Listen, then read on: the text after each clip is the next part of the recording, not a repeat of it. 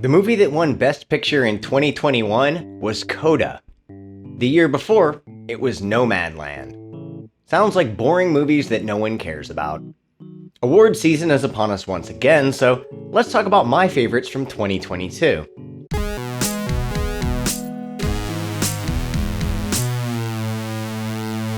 You hear all the time that movies aren't as good as they used to be. It's the same thing you hear about music, and it's wrong. In a changing landscape with a wider range of choices than ever before, there aren't as many blockbuster releases, so you might have to dig a little deeper to find entertaining films, but I've thoroughly compiled a list of movies I really enjoyed from last year. A few of them are even big blockbuster movies. I don't have any animated films or documentaries featured here, though even when including only live-action fiction, there's still a wide variety to be spoken of.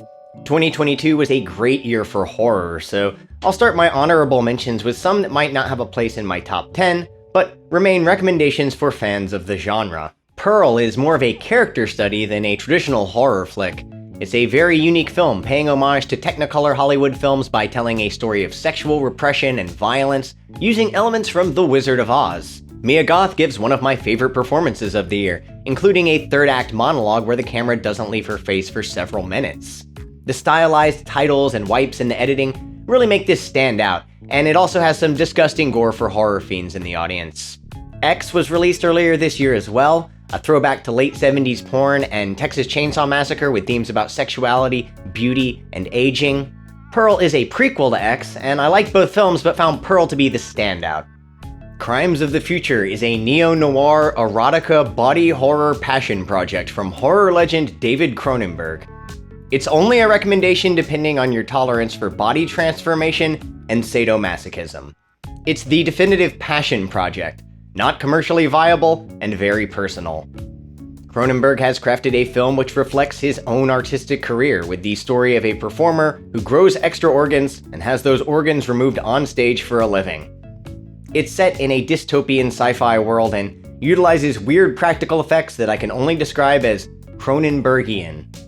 There's a government conspiracy that drives the plot, but more emphasis is placed on themes of pain, pleasure, art, exploitation, aging, and death. The Black Phone is a coming-of-age, ghost story, serial killer thriller nostalgia piece, based on a story by Joe Hill, and I'd recommend it for fans of Stephen King, aka Joe Hill's dad. There's a boy who gets bullied at school and then locked in the basement of a serial killer. He uses a magic phone to contact the spirits of dead children in order to plan his escape route. Themes about child abuse and mental health make The Black Phone a deeper film than its simple premise suggests. This is my favorite film from director Scott Derrickson so far. I enjoyed it more than Sinister, though Ethan Hawke was a highlight in both. Prey is a prequel to Predator, a sci-fi horror action, comic book-esque historical fantasy. A clean and simple return to form for the franchise, and a crowd pleaser not interested in historical accuracy. The idea behind Predator and Prey is that superior technology doesn't always ensure victory in a battle. It's a game of wits to gain the advantage over one's opponent. Prey is a well-paced film with a director familiar in horror, and though the CG isn't perfect, the design of the Predator is good, and the story of a brother and sister clashing when it comes to standards of the community was compelling enough for me to be invested with these characters. Barbarian is a slow-burn horror thriller about a woman booking an Airbnb and then discovering there's a man already staying there. The film takes unexpected turns and in the final act goes so over the top that it might even be described as satire. There is a subtext about barbaric male abusers and subjugated women that runs throughout the film, hence the title of the movie, but the themes are handled subtly and in service of the story and characters. Adult Swim Yule Log, or The Fireplace, is an over-the-top surrealist horror comedy about a couple visiting an Airbnb to discover that it's been double-booked with a group of insufferable podcasters. Horror tropes and dialogue are heavily satirized in this nightmarish troll movie, which includes serial killers, aliens, occultists, and the spirit of a dead racist living in the fireplace. Don't ask, just watch it and see. We're moving further into the realm of comedy with Weird, the Al Yankovic story, an irreverent biopic which blurs the line between fact and fiction, even making fun of the idea of the biopic itself, by including completely erroneous information, like that Beat It was a parody of Weird Al's original song, Eat It, or that Weird Al and Madonna fought Pablo Escobar. Al's relationship with his dad is one of the funniest parts of the movie because it includes every trope about the father who doesn't want his son to be wasting his time in the music industry. It's the kind of stupid humor I grew up on, and this one's on the list because I respect Weird Al as a musician, and I wanted this movie to be on the same list with a bunch of prestige art films. Glass Onion is a vacation whodunit murder mystery comedy, satirizing social media influencers and egomaniacal billionaires, all taking place on a private island. The film is shot with brighter colors than Knives Out, and class struggle comedy is at its core. It's a film that plays with tropes, yet still feels original with a well-paced story revealed in layers, which might make you want to go back for a closer look. The Menu is a dark comedy horror thriller, satirizing affluent consumers and the cult of personality built around skillful artists, all taking place on a private island. If you've ever worked in a restaurant and dealt with rude customers or a narcissistic boss, then this will be a cathartic viewing experience. Enjoy. I've never visited the world of Pandora before now. I watched the original Avatar for the first time quite recently, and I found the plot to be a rather generic white savior story. The dialogue was kind of bad, and the themes were heavy-handed, even though it was visually brilliant. On the surface, The Way of Water is more of the same. The themes about colonialism and industrialism, man versus machine, nature versus technology are all still there. In the first film, a human learned how to be a blue person, and now a blue person learns how to be a blue-green person, and the mustache-twirling villain from the first film is back as a blue person. The story of The Way of Water might have the writing of a big dumb video game, but somehow this amusement park ride of a film was an enjoyable experience for me in 3D IMAX. There's been a lot of discussion about how this film blends 30 frames per second footage with 60 frames per second footage, which is usually used in video games. It didn't really bother me at all. All of the beautiful underwater shots made it go by quicker than I thought it would. The passing of the torch from Jake Sully down to his children actually makes the film more interesting than the first, with its expanded focus on the strength of familial bonds. There's a huge set-piece finale, and the film as a whole calls back to moments throughout Big Jim's career. It's a little bit Aliens, a little bit Titanic, a little bit The Abyss. If you're looking for an immersive, lore-heavy fantasy epic, this is your best option for the year.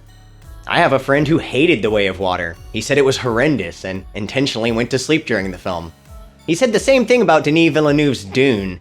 I accept criticism of these films, though I still enjoy a 3-hour epic where characters all speak in technobabble.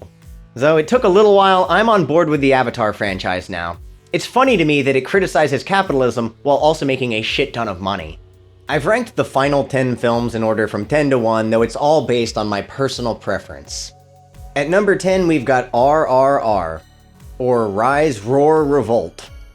I would recommend just putting this movie on for some of your friends without any setup or context. Just turn it on and let the over-the-top action, bromance, melodrama, historical fantasy epic play out. It's also a musical. I'm not well acquainted with Indian films, and this film is 3 hours long, but it's a blast to watch. RRR tells the story of India's revolution against the British Empire in a totally fictional kind of way. A man wrestles a tiger to sleep. Later, a man throws a cheetah at his enemies. Giga Chads display their manhood in an extended dance-off. As far as 3-hour blockbuster epics with a little of everything in there, I'm actually ranking RRR higher than The Way of Water. RRR has fire and water. My one problem is that Netflix has only provided dubbed versions of this film. Characters speak several languages throughout the film. It can be watched in Hindi, but the original version is in Telugu. The dubbing makes a lot of the film hard to take seriously, though everything is so amped up to 11 that this is one case where I can tolerate the dubbed voices. I've also read that because the Netflix version is not in widescreen, it isn't the most ideal version of the movie. I might have to pick up a physical copy of this one because Netflix is going to be getting rid of password sharing in 2023, so bye-bye Netflix. My number 9 spot goes to Top Gun Maverick, which has been on the number 1 for a lot of other people's lists, but it's lower on mine because I'm generally not that into saber-rattling military films. It also just seems like a really vanilla pick for number 1. The original Top Gun is a weepy male melodrama, more of a series of music videos than a movie, and a cornerstone of homoerotic cinema. The musical score for the original Top Gun is so cheesy. 80s guitars washed out in reverb over smooth synth passages. Top Gun Maverick surpasses the original in every way but one. it's not as gay. And isn't that what the Navy is all about? The B-story love plot feels a bit shoehorned in, but everything else works incredibly well. During the action scenes, it's easy to understand spatial relations and the movements of the aircraft, whereas the original looks clunky in retrospect. Tom Cruise is a much better actor now than he was in the 80s. This feels like the important angle that the original never addressed. How did Maverick deal with Goose's death? At the end of the original, the rescue mission is a success, and now Maverick is going to become an instructor, and he gets the girl. A happy ending. However, we're shown that his time as instructor didn't last long. He never dealt with the death of Goose, and that's the story we get here. He's still the underdog and the wild card, and now we get to see that Iceman was right all along. It all leads up to a scene that is essentially the Death Star run, and the enemy is never named as to not make the film a political one, but it hits all the right notes with its drama and its action. At number 8, we have Men. Yes, I like Men more than Top Gun Maverick. Men, the slow burn folktale horror film with a disgusting body horror third act that will go without further mention. The film is heavy with themes about isolation and depression. Given the title, gender roles obviously play into the story. It looks gorgeous, the musical score is beautiful, the performances are top-notch, and there's a creepy naked green man walking around. Men is one of my favorite horror films of the year. It's more in the surreal art house style, which is what you'd expect from a film directed by Alex Garland. Number 7 goes to Jordan Peele's new film, Nope, which is a movie about movies, the act of watching or not watching. It's about the exploitation of both animals and people, and the nature of spectacle. Nope is a love letter to classic films like Jaws and The Wizard of Oz, and it's a film I'm already appreciating more now than when I first saw it. It blends sci-fi, horror, action, and comedy together and shows Jordan Peele can helm a big blockbuster film while still managing to incorporate deeper themes about race, though in a more subtle manner. The Batman sits at number 6, narrowly avoiding my top 5. Another 3-hour movie, another blockbuster with a little bit of everything except comedy, because this is a grim and melodramatic take on the character. The noir detective angle is handled with finesse. It's filmed dark, playing with the focus of its shots. The casting and performances are excellent. The score is repetitive, though effective in building tension. Young Batman is depressed and angry, but doesn't come across as whiny or annoying. He learns about sacrifice, and it builds towards a film with Penguin, Joker, and Riddler, which could be great. I know there are big controversial shakeups happening at DC, but I would think a sequel to a film this popular would be a no-brainer. Of course, we do stan Batman around here, so... We're in my top 5 with Tar, a character study of Lydia Tarr, a well-respected and renowned conductor with many accolades throughout her career. Cate Blanchett gives what is my absolute favorite performance of the year. Tar is a film that is all about its lead character. It's right there in the title. It's a very naturalistic film. It feels like the life of a real person. It begins with an extended interview scene that students of music will find interesting, but mainstream audiences might find tedious. The melancholy works of composer Gustav Mahler play a large role in the story of the film. It's a long and slow movie at 2 hours and 40 minutes, but I find the characters so interesting. Someone brilliant, yet also highly manipulative. She's critical to the point of perfectionism and bypasses the democratic conventions of her institutions to exert her own authority over the musicians. Every move she makes is one of self-interest. The film is directed by Todd Field, a student of Stanley Kubrick, who has only directed 2 other films over his career, both of them winning Oscars. The camera work avoids shot-reverse shot when it can, such as a scene in which Lydia Tarr humiliates a student in front of the class, in which the camera is moving all over the room. Every scene feels very precisely staged and shot. It's as elegant as the compositions that are the focus of the story. The collegiate reverence to mostly Germanic composers like Bach and Beethoven, and the modern generation's pushback against this, is key in exploring the themes about how power can shift with the passage of time. Classical music has a place in history, but established institutions have a vested interest in maintaining an idea that modern popular music is somehow lesser than. Even though modern popular music is currently, well, more popular. The Northman lands at number 4, director Robert Eggers' most accessible film, though not without its own surreal psychological approach. It's an ancient story of revenge based on the legend of Amleth, known more commonly as Hamlet, or The Lion King. The cast is great all around. Willem Dafoe gleefully makes a return as a shamanistic jester, while Anya Taylor-Joy plays a mysterious witch. Alexander Skarsgård is adept at both the action and the drama. It's a well-known story, but its telling here captures the nature of an epic poem involving brutal violence. If Avatar: The Way of Water is the film where characters constantly hiss at each other, then The Northman is the film where they yell at the top of their lungs. My list so far has contained movies with titles like Men, The Batman, and The Northman. It even includes Top Gun: Maverick. I'm aware this is a man-centric list. In fact, there aren't any movies directed by women here, but that's not by design. I'll eventually watch a movie directed by a woman. At number 3, I have Decision to Leave, the new film from Oldboy director Park Chan-wook, and another film where Gustav Mahler's Fifth Symphony plays a significant role.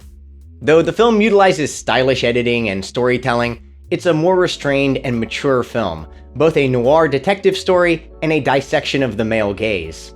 A detective is investigating a case that appears to be a suicide, though he has other cases he's working on, meaning the film tends to jump all over the place. This erratic style of storytelling seems to mimic the psychology of the characters, with its themes about mental health. The detective becomes lost in a case involving an enigmatic widow who doesn't seem to mourn her husband's death.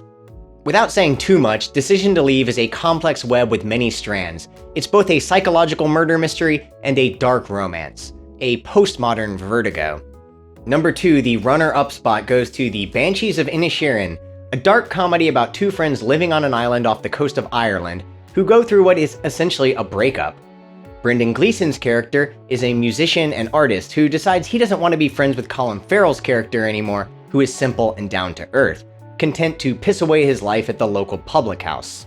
The breakup of the two friends escalates with intensity until the film is no longer simply a dark comedy. Ultimately, it's a tragedy about men who start wars with one another for arbitrary reasons. There's a question at the center about what makes a good life: creating art that will last, or being happy and well-liked. The landscapes are majestic, the musical score is gorgeous, and the acting is spot on. It's another film that deals with important issues such as mental health and self-harm. The only reason The Banshees of Inisherin isn't in the number 1 spot is because it's kind of depressing, even if it is devastatingly beautiful. At number 1, I have Everything Everywhere All at Once. It might not be a perfect movie, it possibly could have been trimmed down a little more, but it's the movie that I most associate with 2022. Its approach to the multiverse concept surpasses the Doctor Strange sequel because this movie contains not only spectacle, but heart. The idea of information overload where everything is true and nothing is real is the most relevant to the modern cultural landscape. There's so much content to experience, it can be overwhelming, and how do we begin to judge whether all of this content is worth our limited time? The antagonist of the film is a teenage girl who clashes with her mother over her sexuality. Once she becomes aware of the existence of multiple timelines, she loses herself in the endless possibilities presented. Everything Everywhere has fight scenes with butt plugs, it has Jamie Lee Curtis doing slow-motion wire work, Ratatouille except it's a raccoon, the kid from Temple of Doom but he's a grown man now. It feels somewhere in between an anime and a John Carpenter movie. It actually all takes place in a single location, like Assault on Precinct 13. It seems as though every sci-fi movie wanted to rip off The Matrix for 20 years, but Everything Everywhere All at Once is fresh and fun. It's a movie I'd put on for a friend. The Banshees of Inisherin is probably not the movie you want to put on for a friend, unless you secretly hate that friend.